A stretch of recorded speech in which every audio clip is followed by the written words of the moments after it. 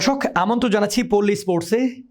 1986 বিশ্বকাপ কথাটা শুনলেই যে কারো মাথায় আসবে ঝাঁকড়া চুলের এক জাদুকরের কথা, যিনি প্রায় একক নৈপুণ্যে আর্জেন্টিনাকে সেবার বিশ্বকাপ এনে দিয়েছিলেন।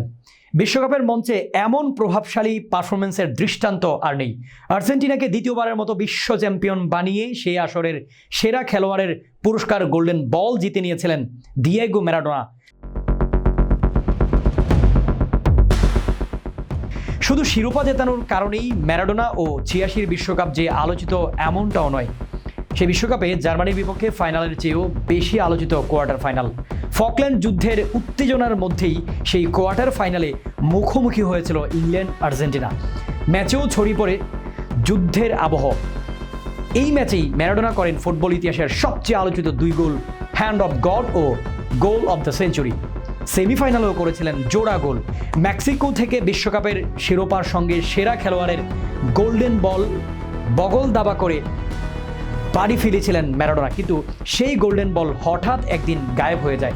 দীর্ঘদিন থেকেই খোঁজ পাওয়া যাচ্ছিল না 1986 বিশ্বকাপে ম্যারাডোনার জেতা সেই গোল্ডেন বলের।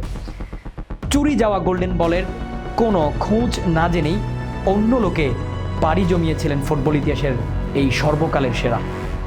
ম্যারাডোনা তার গোল্ডেন বলটি রেখেছিলেন ইতালির ব্যাংক অব নেপলসে। সেখানে থেকেই হারিয়ে যাওয়ার পর আর্জেন্টাইন মহাতারকা সেখানকার মাফিয়াদের কাছে সেটি খুঁজে দেওয়ার অনুরোধ জানালে তারা জবাবে বলেছিল সেটি বিক্রির জন্য গলিয়ে ফেলায় আর উদ্ধার সম্ভব নয়। দর্শক, তবে ম্যারাডোনার মৃত্যুর প্রায় 3.5 বছর পর হদিস পাওয়া গেছে সেই গোল্ডেন বলের। বলতে গেলে হঠাৎ করেই উদয় হয়েছে সেই স্বর্ণগোলকের।